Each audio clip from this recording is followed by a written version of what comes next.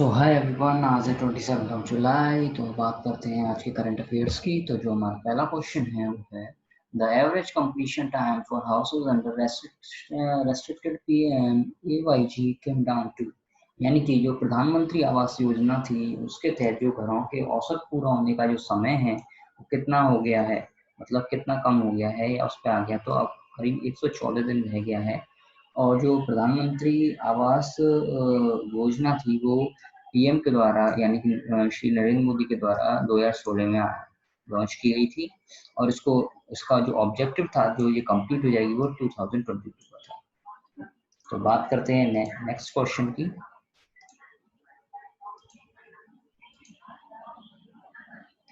Next question है Maldives gains independence from United kingdom in which year, यानी कि मालदीव ने किस वर्ष में यूनाइटेड किंगडम से स्वतंत्रता प्राप्त की थी। तो ये स्वतंत्रता है वो 1965 प्राप्त की थी। और ये इसलिए न्यूज में है क्योंकि अभी हाल ही में 26 जुलाई को मालदीव ने अपना 55वां स्वतंत्रता दिवस यानी कि इंडिपेंडेंस डे सेलिब्रेट किया। मालदीव की अगर मैं बात करूं तो यहाँ की राजधानी है माले, कुछ नहीं होगा, यहाँ की राजधानी है माले। यहाँ के प्रेसिडेंट हैं इब्राहिम मोहम्मद सोली और यहाँ की जो करेंसी है वो है मालदीवियन रुपया। बात करते हैं नेक्स्ट क्वेश्चन की।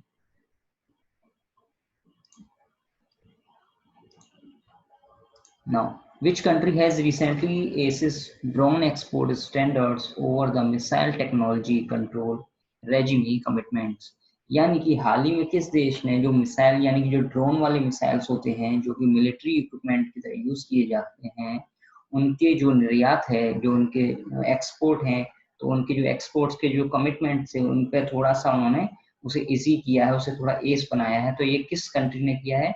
ये किया है यूएसए ने। और इसमें जो ड्रोन्स हैं जो 800 किलोमीटर पर आवर की स्पीड से जो कम दौड़ेंगे वो इस MTCR जो इन्होंने ये स्टैंडर्ड्स बनाए हैं उसमें वो नहीं आता है। यानी कि 800 किलोमीटर प्रति घंटे जो कम उड़ेंगे इससे, वो ड्रोन्स इसमें सम्मिलित नहीं है। बात करते हैं नेक्स्ट क्वेश्चन की।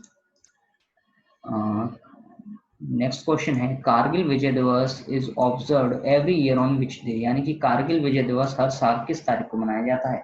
तो ये हर साल 26 जुलाई 2020 को मनाया जाता है। और कारगिल विजय दिवस का जो ऑपरेशन था उसका नाम था ऑपरेशन विजय।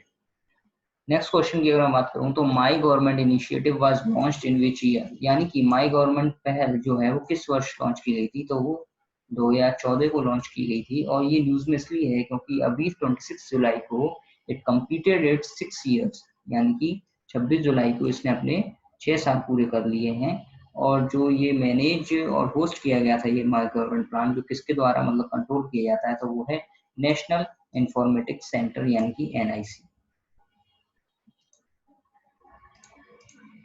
बात करते हैं नेक्स्ट क्वेश्चन की। Recently the union government has issued A certificate of GI registration for saffron grown in which place. अभी थोड़ी देर पहले जो GI इंडिकेशन था वो अभी सैफरॉन को मिला गया था, जो कि कहाँ का था? कश्मीर का। तो इसी कश्मीर के जो सैफरॉन है उसको यानी कि केसर को अभी जो है GI पंजीकरण का प्रमाण पत्र भी दिया गया है। और जो वैलिडिटी होती है GI टैग की वो कितनी होती है? 10 साल। तो अभी हाल ही में ये खबरों में था क्योंकि इसको जो प्रमाण पत्र भी दिया गया है। बात करता हूँ अगले क्वेश्चन की। तो अगला क्वेश्चन है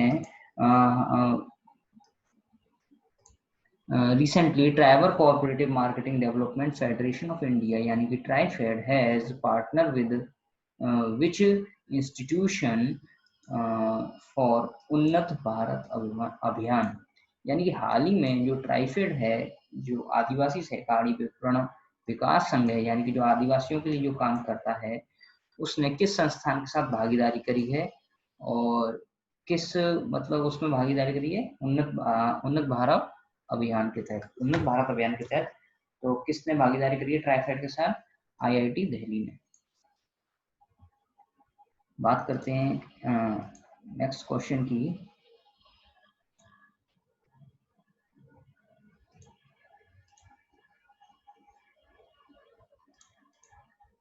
कुमार सशक्तिकरण program is launched by home, यानी कि जो कुमार सशक्ति प्रोग्राम है वो किसके द्वारा लॉन्च किया गया है? तो ये khadi and village industry commission के द्वारा लॉन्च किया गया है। और ये जो कुमार शक्ति सशक्तिकरण प्रोग्राम है वो हमारे यूनियन मिनिस्टर अमित शाह के द्वारा लॉन्च किया गया है, जिसके तहत करीब 100 इलेक्ट्रिक वाटर जो है मशीन्स हैं वो व्हील होता है वो दिया जाएगा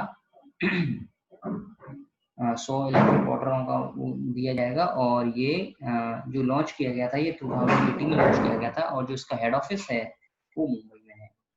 बात करते हैं नेक्स्ट क्वेश्चन की। Recent union agriculture minister inaugurated the world class state of art Honey testing laboratory eight which place, यानी कि अभी हाल ही में केंद्रीय कृषि मंत्री ने जो world class state art of honey testing laboratory है, यानी कि जो हनी की टेस्ट करेगी लेबोरेटरी, उसका उद्घाटन किया है। कहाँ किया है?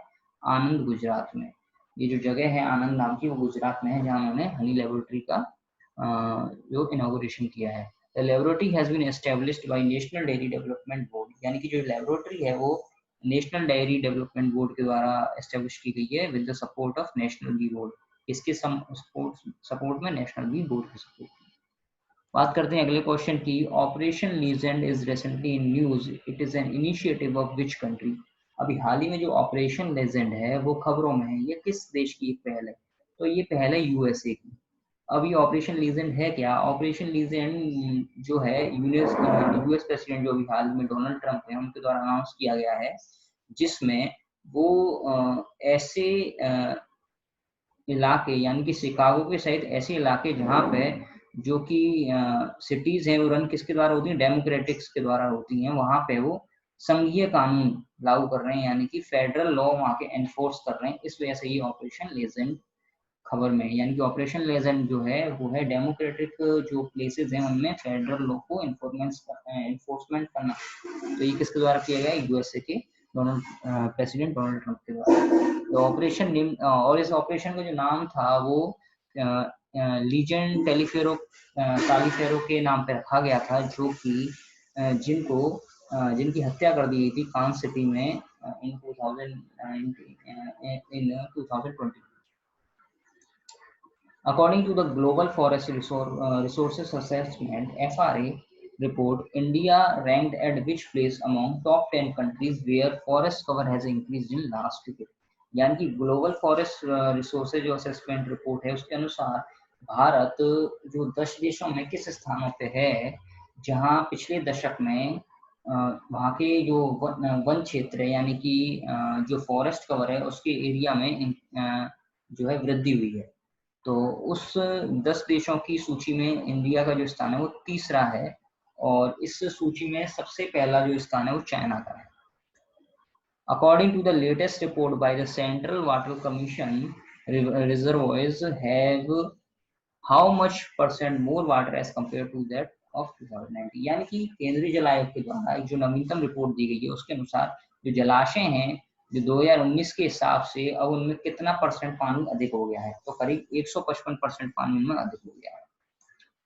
Recently, Union Minister launched the tree plantation campaign, जिसका जो वृक्षारोपण अभियान के नाम से की गई है।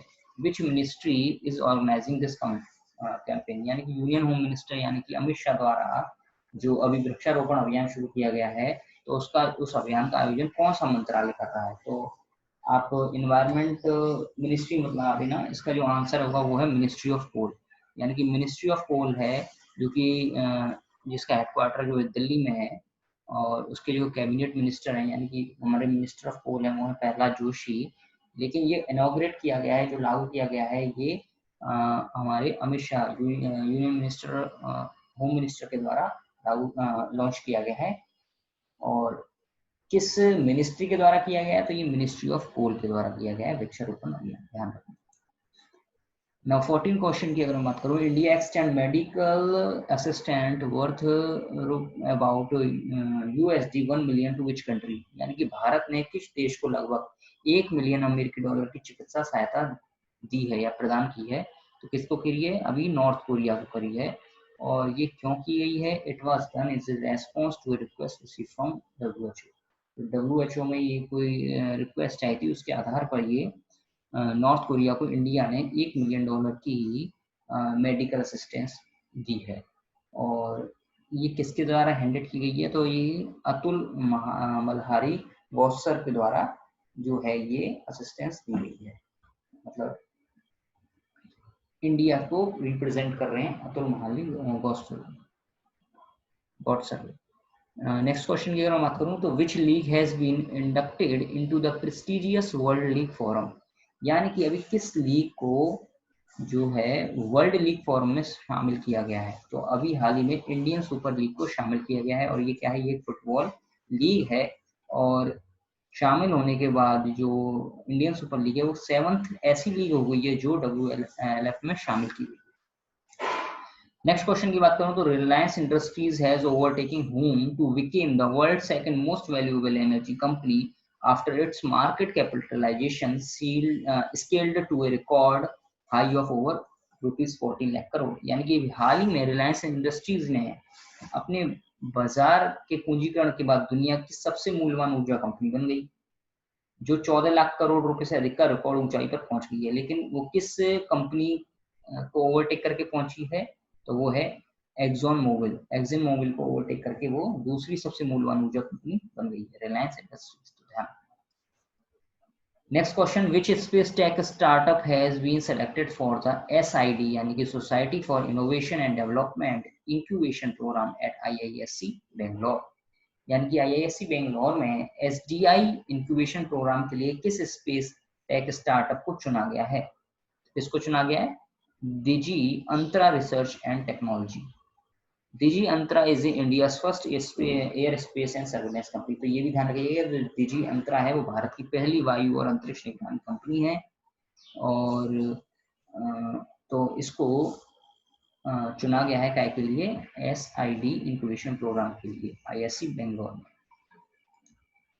नेक्स्ट क्वेश्चन की अगर बात करूं तो India has recently announced A $400 million currency swap agreement with which country, यानी कि भारत ने भी हाल ही में किस देश के साथ $400 मिलियन की मुद्रा स्वैप समझौते की घोषणा की है।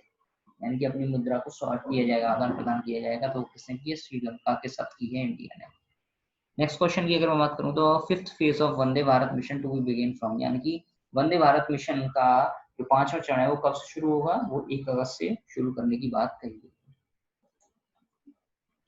Question number 20. Which Indian is the goodwill ambassador for the poor and the downtrodden by the United Nations Association for Development and Peace? यानी कि विकास और शांति के लिए संयुक्त राष्ट्र संघ द्वारा गरीब और दलितों के लिए सद्भावना राजदूत किस भारतीय को बनाया गया है? तो ये नेत्रा को बनाया गया है। और ये नेत्रा कौन है? ये नेत्रा को इसलिए बनाया गया है क्योंकि इन्होंने अपनी जो भी इन्होंने जो अपना पैसा बचाया था अपनी पढ़ाई के लिए, जो कि 5 लाख रुपए था, वो मदुरई में जो कि तमिलनाडु में एक एरिया है, वहाँ की ये रहने वाली है, वहाँ पे कोविड-19 की जो रिलीफ फंड है उसमें इन्होंने दान कर दिया। तो इस वजह से इनको वहाँ का मतलब United Nation Association for Development and Peace का गुडविल एम्बेसडर बनाया गया था। ध्यान रखिएगा, नेत्रा नाम है इनका।